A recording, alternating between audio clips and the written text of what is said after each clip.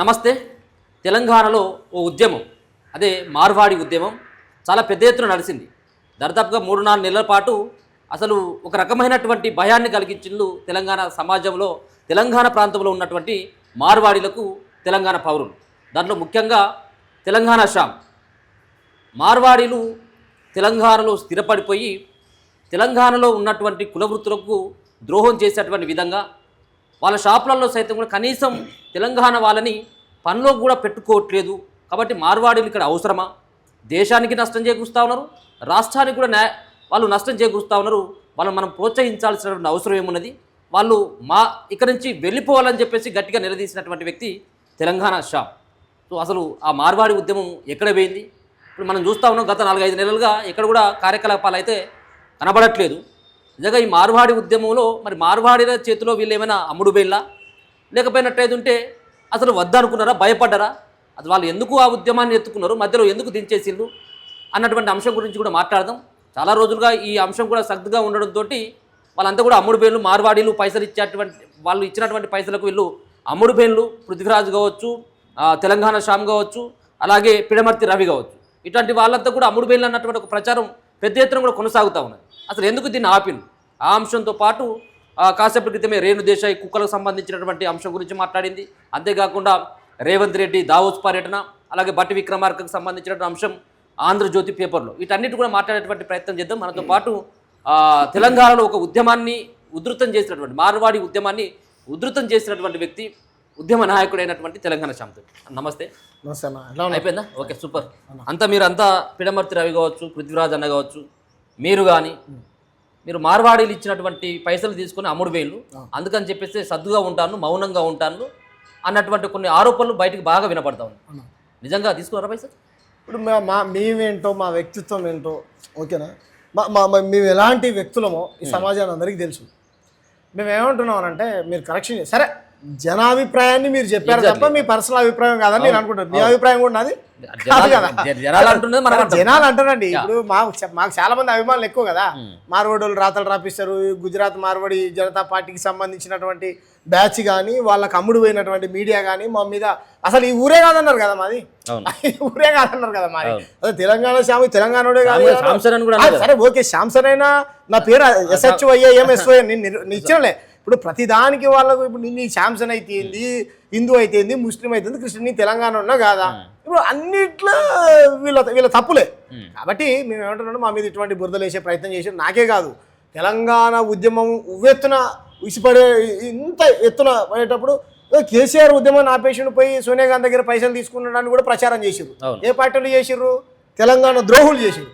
కాబట్టి ఇలా తెలంగాణ ద్రోహులు ఎవరైతే మా మీద నిందలేస్తా ఉన్నారో, అరే మేము పేదోళ్ళం పోయి అలా ఇస్తా అంటే, మరి పృథ్వీరాజ్ అన్న, పిడమర్తి రావన్న పేదోళ్ళు ఉన్న వాళ్ళు కూడా పేదోళ్ళే, నేనైతే పేదోళ్ళే. నువ్వు ఎందుకు అన్ని పైసలు ఉంటే మార్వాడు లోపలికి ఇవ్వండి, మన తొలి వేదికగా కోట్ల రూపాయలు నేను తీసుకొని మా తెలంగాణ ప్రజలకి ఇంత ఇస్తా, నాకు ఇల్లు లేదు, నేను ఇల్లు కట్టుకుంటా అని చెప్పిన, నా పేదరికాలు నిర్మూలించుకుంటా అని చెప్పిన. మీరు దోచుకున్న సొమ్ము అంతా మాది. కాబట్టి మీ మీద పోరాటం ఏం ఆగలేదు. ఇలా తప్పుడు రాతలు రాసేటువంటి వ్యక్తులు, మా మీద తప్పుడు ఆరోపణలు చేసేటువంటి వ్యక్తులు తెలుసుకోవాల్సిన మీరు ఒకేసారి అంత పెద్దగా మాట్లాడినటువంటి మీరు, ఇప్పుడు వరకు వెళ్ళినటువంటి మీరు, దాడులు కూడా మీ పైన ప్రయత్నం చేసినప్పటికి కూడా మీరు ఎక్కడ ఆగకుండా ప్రశ్నించినటువంటి వాళ్ళు, ఎందుకు ఇంత నిమ్మలంగా ఉన్నారు మీరు? ఇప్పుడు ఉద్యమం అని అంటే వెళ్ళి కొట్టడం కాదు కదా. ఒక సామాజిక ఉద్యమం తెరపైకి వచ్చినప్పుడు వెళ్ళి మనుషులను కొట్టడం కాదు కదా.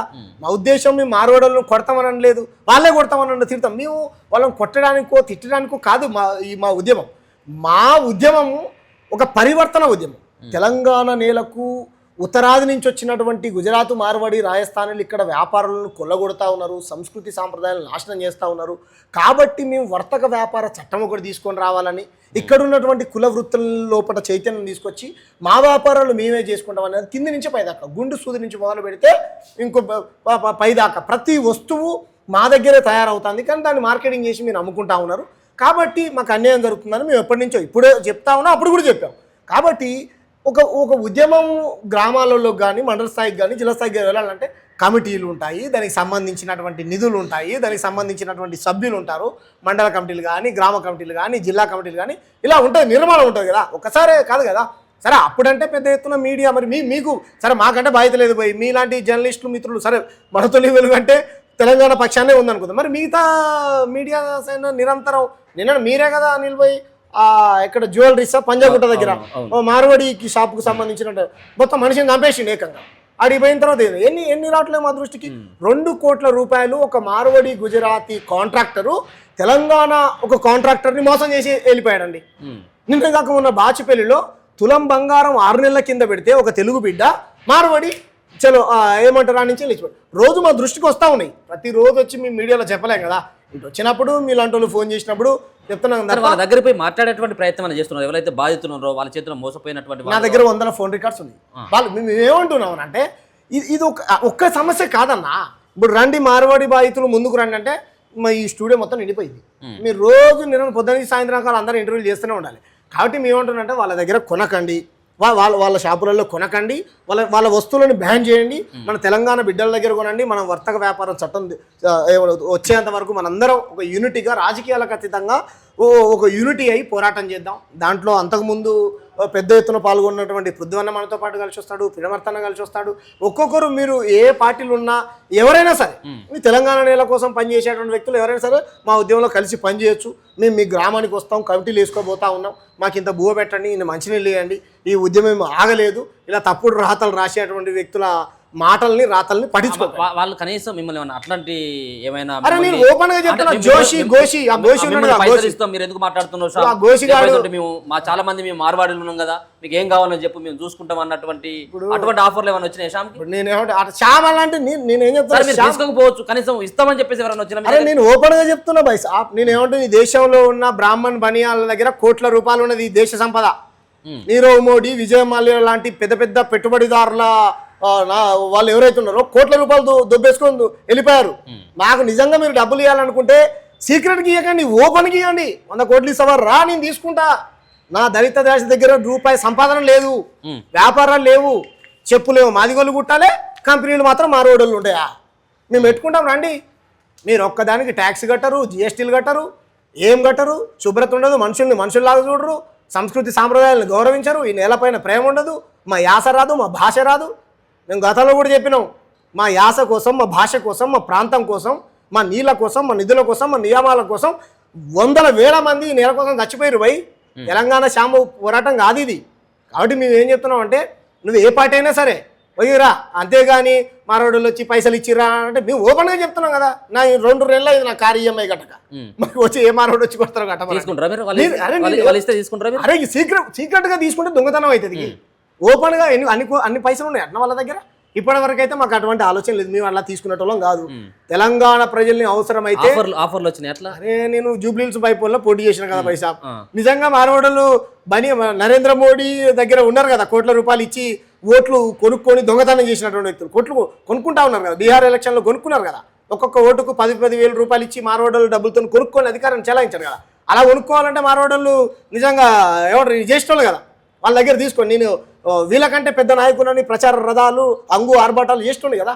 నా వర్గాల నుంచి అన్నలారా అక్కలారా 5 ఇవ్వండి, 10 ఇవ్వండి, నీళ్లు పోయండి, బువ్వ పెట్టండి అని నా వర్గాలను నేను బతిలాడుకొని కాళ్ళు ఏళ్ళు దండం పెట్టుకొని నిజాయితీగా నేను నాకు ఎన్ని ఓట్లు రావాలో అన్ని ఓట్లు తెచ్చుకున్నా. రాజకీయంగా పోటీ చేస్తా ఉన్నా, పోరాటం చేస్తా ఉన్నా, సాంస్కృతికంగా నా నేల కోసం పోరాడుతా ఉన్నా, పోటీ చేస్తున్నా. వాళ్ళ పైసలు మాకెందుకు? మేమే బిచ్చమెత్తాం వాళ్ళకు. 4 కోట్ల మంది ప్రజలు, మనిషికి 5 రూపాయలు కావాలనుకో ఎన్ని పైసలు అవుతాయి?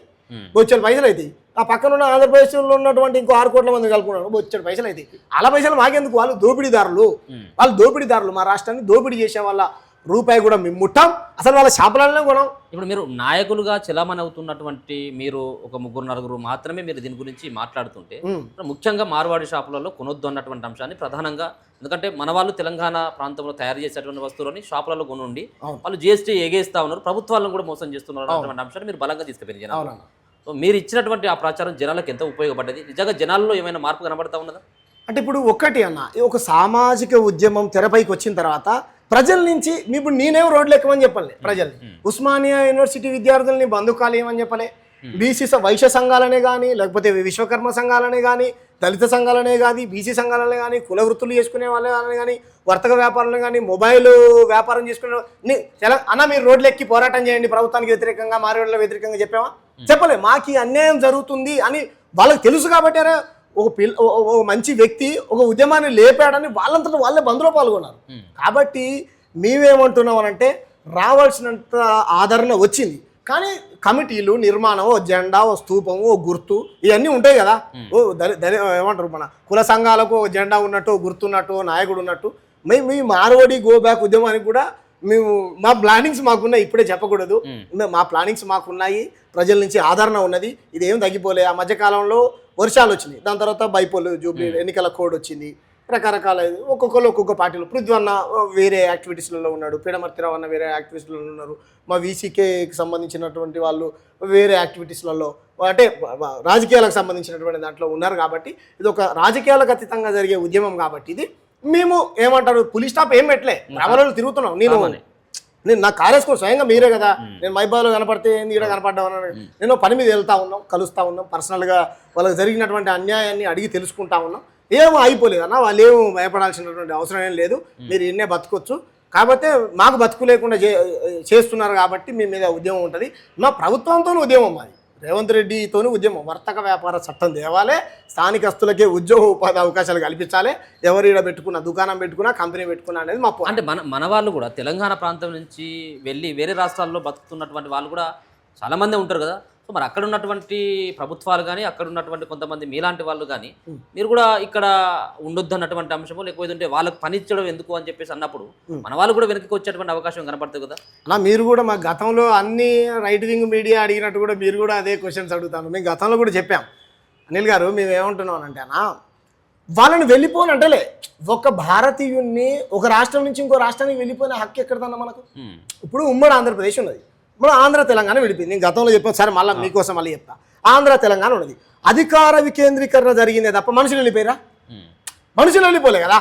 తెలంగాణలో ఫర్ ఎగ్జాంపుల్ తెలంగాణ స్టాంపు ఉంది, ఏముంటే తెలంగాణ స్టాంపు కాకతీయుల తోరణం మధ్యలో చార్మినారు. అంతకుముందు ఉమ్మడి ఆంధ్రప్రదేశ్ ఉన్నప్పుడు ఏముంటుండే, తెలుగు తల్లి ఉంటుండే, తెలంగాణ తల్లి ఉందా? తెలంగాణ ఆంధ్ర విడిపోయిన తర్వాత తెలంగాణ తల్లి సపరేట్ అయింది, తెలంగాణ లోగో సపరేట్ అయింది, తెలంగాణ అసెంబ్లీ సపరేట్ అయింది, తెలంగాణ పార్లమెంటు సీట్లు సపరేట్ అయినాయి. అట్లనే మార్వడి, గుజరాతీ, రాజస్థాన్ వ్యక్తులు ఎవరైతే ఉన్నారో మీరు బొమ్మని అంటలే, మీరు భయపడకండి, మీరేం భయాందోళనలో గురి కాకండి, మీరు వెళ్ళిపోమని మా ఉద్దేశం కాదు, ఇక్కడ మనుషుల్లాగా బతకండి. ఆడేవాడు అన్నాడు కదా మమ్మల్ని తాగుబోతులని, మేము తాగుబోతులం కాదురా నాయన, నువ్వు ఈ నేల మీద బతుకుంటూ తెలంగాణలో పొద్దున్న లేస్తే తాగుబోతులని నువ్వు రకరకాలు మీ ఉన్నలే, మిమ్మల్ని వదిలిపెట్టే సమస్య లేదు, ప్రసక్తే లేదు. మేము కొన్ని షాపులను కూడా ఆయా మండలాల కేంద్రాలు కానీ జిల్లాలలో మార్వాడీలు షాప్ పెడతా ఉంటే అక్కడికి వెళ్ళి అడ్డుకున్నటువంటి కూడా మేము కొన్ని చూసాం. అవును అవును. ఎందుకని అక్కడ ఉన్నటువంటి ప్రజలు యొక్క విజ్ఞప్తి మేరకు అక్కడికి వెళ్ళి మీరు లేకపోయినట్టు దేనికోసం అక్కడికి మంచి క్వశ్చన్ అడిగారు అనిల్ అన్న.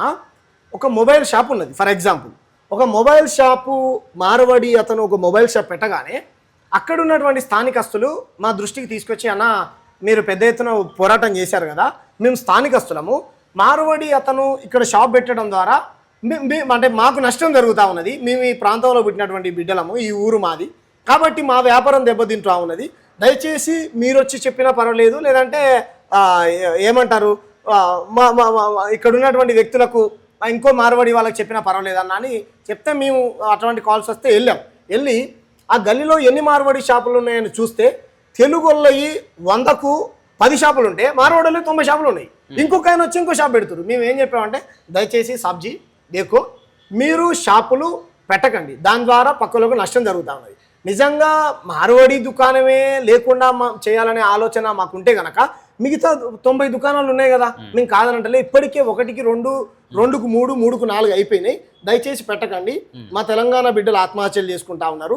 ఇలా ఏదైనా మార్వాడి షాప్ కావచ్చు, గోల్డ్ షాప్ కావచ్చు, బట్టల షాప్ కావచ్చు, ఇంకోటి కావచ్చు, ఏదైనా కావచ్చు, అలా పెట్టకండి అని చెప్పే ప్రయత్నం చేయడం ద్వారా ఏమైందంటే తగ్గి కొంత భయము, లేకపోతే పెట్టాలన్నా వద్దా మీ దగ్గర పెట్టుకోండి, మేము వద్దనంటలే, ముందు స్థానికస్తుడికి ప్రిఫరెన్స్ ఇచ్చిన తర్వాతనే మనం పెట్టుకోవాలంట అనేటువంటి ఇది వచ్చింది. మేము ప్రాంతంలో వెళ్ళి కూడా వాళ్ళందరితో మాట్లాడి వాళ్ళకు ఒక సంఘాన్ని ఏర్పాటు చేసి, ఒక యూనిటీ మొబైల్ షాప్కి సంబంధించినటువంటి వాళ్ళందరినీ ఏర్పాటు చేసి, ఒక గౌడు, ఒక ముదిరాజు, ఒక పద్మశాలి, ఒక ఎస్సీ, ఒక మాల, ఒక మాదిగా, ఒక రెడ్డి, ఇలా కమ్యూనిటీకి సంబంధించినటువంటి వ్యక్తుల్ని కూడా బేస్ చేసుకొని పెట్టుకోండి అన్న, మీకు ప్రతిభ ఉంటే కనుక. దాంట్లో షాప్లో నువ్వు ఓనర్ అనుకో ఫర్ ఎగ్జాంపుల్, దాంట్లో కూర్చున్న వ్యక్తిని కూడా తెలుగు ఆయన్నే పెట్టుకోండి అని చెప్పి మేము సంజాయించి వచ్చినటువంటి దాఖలాలు కూడా ఉన్నాయి. ఆ ప్రయత్నం జరుగుతూ ఉన్నాయి. ముఖ్యంగా వీళ్ళది ఎక్కువ బంగారం దోపిడీ, ఏమంటారు డబ్బులు ఎగ్గొట్టి పోవడము, కుదబెట్టుకొని ఉడాయించి రిసిప్ట్ కోర్టు కూడా వసూలు చేయదు ఇట్లా భూచక్ర వడ్డీలు వసూలు చేసి ఏమంటారు వీళ్ళు మొత్తం కిలోలు బంగారం ఎత్తుకొని పోతా ఉన్నారు. రైట్.